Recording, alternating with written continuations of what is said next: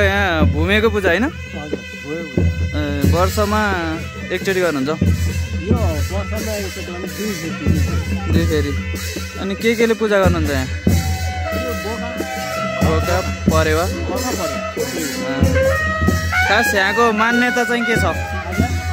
के हजुर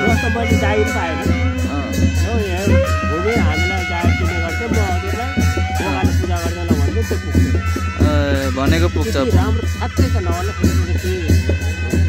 मनबाटै मान्नु पर्यो है आफूले। हजुर